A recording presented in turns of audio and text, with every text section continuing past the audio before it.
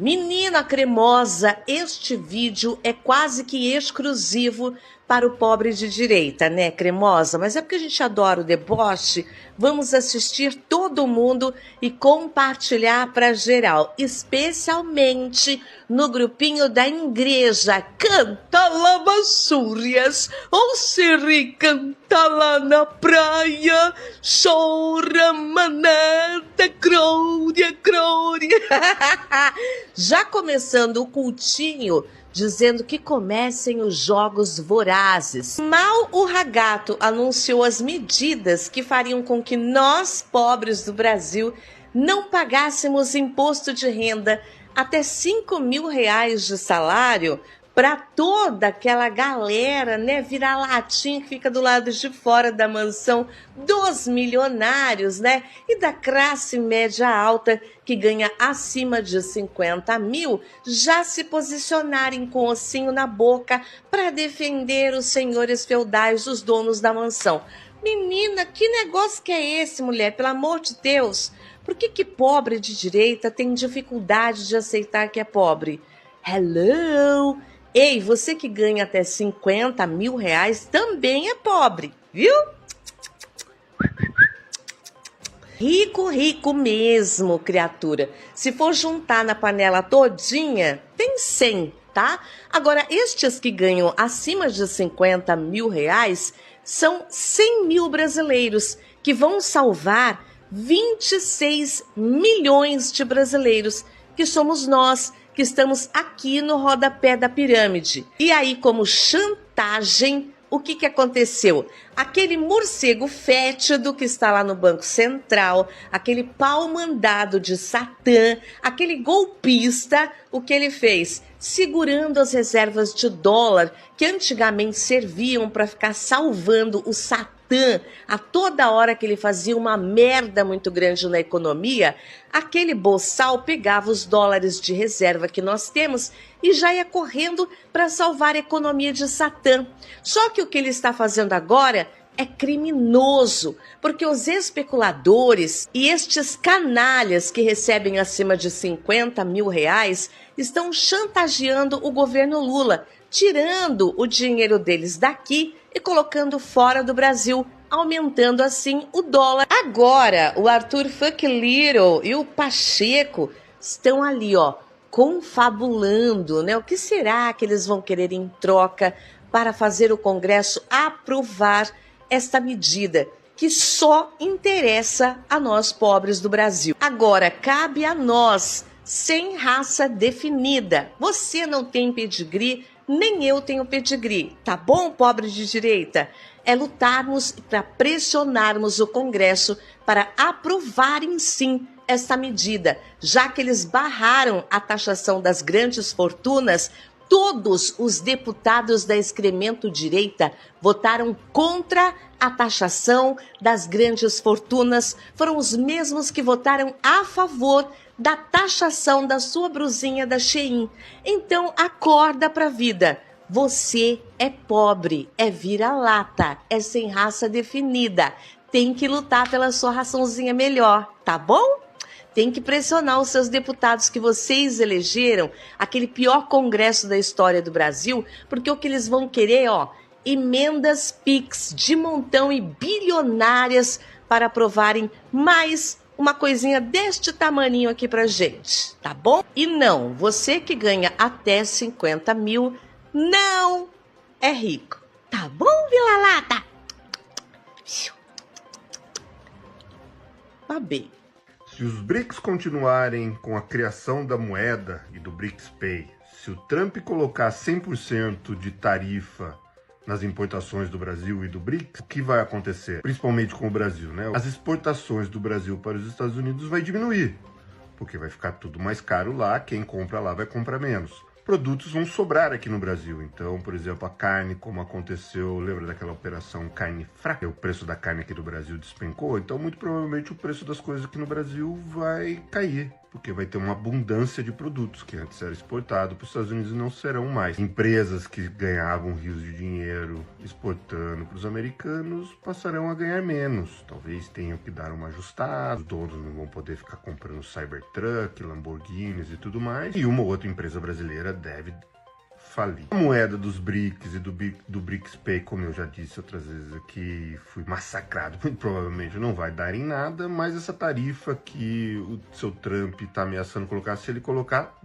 terá resultado. Lá nos Estados Unidos a inflação muito provavelmente vai defenestrar Trump do governo, ele vai sofrer um impeachment. E no mesmo momento em que eles sofreram impeachment, numa revolução americana, eles vão pegar o Elon Musk e colocar dentro de um foguete e mandar ele para Marte. Essas são as minhas previsões. E eu digo isso porque eu acho essa discussão uma bobagem, já falei no vídeo anterior. Mas se acontecer, tá aí a minha previsão do futuro. A Black Friday do Brasil, metade do dobro do preço, chegou também no Congresso. Líderes da Câmara e do Senado vão cobrar a sua cota parte da emenda parlamentar para poder votar projetos de interesses do país. Pois é, porque funciona assim, né? Pagando bem que mal tem. Cada parlamentar ali tem o seu preço, né? Acontece que essas emendas, elas estão meio emperradinhas, não é por culpa do Poder Executivo, não, mas sim por uma decisão do Supremo, do Flávio Dino, de cobrar transparência do dinheiro público, né? Porque era uma farra, ou é uma farra, esse tal de orçamento secreto, instituído por Arthur Lira, né? No governo Bolsonaro, que tomou as rédeas do poder, né? Quem governava, né? Na verdade, era o presidente da Câmara. Pois é. E aí, como é que faz para acabar com isso, né? Precisa ser moralizado. Acontece que o Flávio Dino tá casando esse fim de semana, a gente não sabe assim quanto tempo vai demorar a lua de mel. Enquanto isso, a Faria Lima especula com a nossa moeda no estilo cassino de ganha e perde, né? Quem perde é sempre a população, é sempre o pobre. Na verdade, assim, quando fala assim em fazer algum reajuste no topo da pirâmide, a Faria Lima fica muito estressada. Adoram falar que tem que cortar gasto, mas por que o dólar não disparou quando o Congresso prorrogou o PERSE, dando aí um gasto tributário para o Brasil de 15 bilhões de reais? Vocês acham mesmo que iFood precisa de isenção fiscal? Entre outros setores de entretenimento que até a pandemia não tinha, e agora para tirar, como é que faz? Mas é só falar em dar isenção de imposto de renda para quem ganha até 5 mil? Bom para mostrar para o país a correlação de forças. A luta, a batalha é árdua, minha gente. Se o Bolsonaro fugir, aí que vamos apoiar ele e ainda vamos parar o Brasil. Olha, Marivaldo, eu admiro mesmo, de verdade mesmo, essa determinação, essa disposição que vocês têm aí para se lascarem por causa do Bolsonaro. Apesar de ele chamar vocês de malucos, né? Vocês fecham estradas, quebram tudo aí, são chamados de malucos pelo Bolsonaro. Na verdade, o Bolsonaro falou pelos cotovelos. Ele nem deveria ter falado aquilo, tanto é que ele voltou atrás, né? Porque ele viu que ele falou bobagem ali, correu o risco de ter uma prisão preventiva, porque ele estava dando sinais ali de que iria fugir para uma embaixada. Depois ele voltou atrás dizendo que não vou sair do meu país porque não devo nada. Ou seja, quando ele chegar a fugir para uma embaixada, aí nós vamos ter a certeza de que ele é culpado. Só que a gente quer que vocês também assumam. Olha, o Mito fugiu porque ele é culpado. Ele está assumindo a culpa aí na tentativa de golpe no 8 de janeiro, tá? E com os planos lá de eliminar o Alexandre de Moraes, o presidente Lula e o vice-presidente Geraldo Alckmin.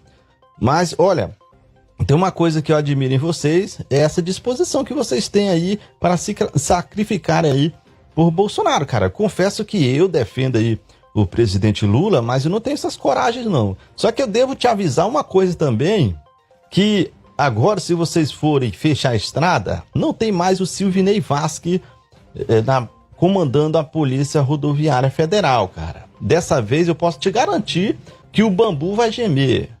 O gás de pimenta vai cantar solto. Então, só quero ver. É bom que a gente vai ter muito conteúdo aqui, tá? Eu gosto. Quando vocês estão aprontando, todo dia a gente tem conteúdos aqui. Olha aí, olha os bolsonaristas, olha aí, correndo na frente da polícia. Polícia Federal chamou o choque, arrancou os bolsonaristas lá do meio da estrada. Vai ser bom, cara, vai ser bom, né? Vocês aprontando aí, dá conteúdo aqui pra gente. A China tá comprando o urânio do Brasil, o Lula tá deixando, é um absurdo. Pelo menos é isso que os bolsominions estão inventando aí, né? Agora, baseados, olha só, numa matéria errada da Globo. Logo vocês confiando na Globo, hein? O G1 já se corrigiu. Na verdade, a China comprou uma mina de estanho, que não era do Brasil, era propriedade de uma empresa peruana. Pois é, e sabe quando que ela deixou de ser propriedade do povo brasileiro? Na ditadura militar, isso mesmo. Esse local aí que foi vendido, a mina do Pitinga, foi vendida pelos militares, inclusive às custas dos povos indígenas da região lá atrás. E agora os chineses compraram dos peruanos. Agora, olha que interessante, quem detém um monopólio para explorar, produzir, para comercializar qualquer material nuclear no Brasil é uma empresa estatal. Isso mesmo, é uma empresa estatal, essa INB aí. Inclusive, se dependesse de vocês, bolsominions, que colocaram Paulo Guedes para ser ministro da Economia, se dependesse de vocês, essa estatal tinha sido vendida, né? Porque, como ele falou, ele queria que vendesse todas as estatais. Então, olha só, foram os milicos que venderam essa mina importante e é uma estatal que, na verdade, detém o monopólio da exploração do urânio no Brasil. Então vocês fiquem espertos, não acreditem em fake news e me seguem aí para vocês deixarem de ser bolsominion, valeu? Gente, chega de política, vamos falar de psicologia. Vocês conhecem as 5 fases do luto? Normalmente as pessoas passam por essas 5 etapas quando elas recebem uma notícia muito ruim. Tipo, você vai ser preso porque você participou de uma tentativa de golpe de Estado. A primeira fase é negação. A pessoa nega que o problema existe ou nega que vai ser afetada por esse problema, diz que não tem nada a ver com ela. Apesar de o mais comum ser a negação completa, algumas pessoas admitem parte da culpa. A segunda fase é a raiva. Depois de perceber que o problema é inevitável, a pessoa começa a perder a cabeça. Nesse caso, é comum a pessoa ofender várias pessoas ou aquela que ela considera culpada pelo próprio problema. Bom, aí chegamos na terceira fase, que é a barganha. Depois de aceitar o problema, de extravasar, a pessoa começa a tentar barganhar uma solução possível para aquele problema inevitável. Mas essas tentativas de fugir do problema, tentando barganhar com outras pessoas, geralmente é inútil. E assim chegamos na quarta fase, que é a depressão, quando a pessoa percebe que não vai ter jeito e começa a sentir uma tristeza profunda, medo, pânico. É muito comum nessa fase a pessoa ter crises de choro compulsivas, porque ela sabe que não vai ter jeito. E aí, finalmente, a gente chega na última fase, que é a aceitação, quando a pessoa percebe que não vai ter como fugir, mesmo que ela tente. Mas é claro que as pessoas mais medrosas, mesmo aceitando a existência do problema, podem tentar fugir. Mas no final não tem jeito, é sem anistia para golpista, Bolsonaro na cadeia.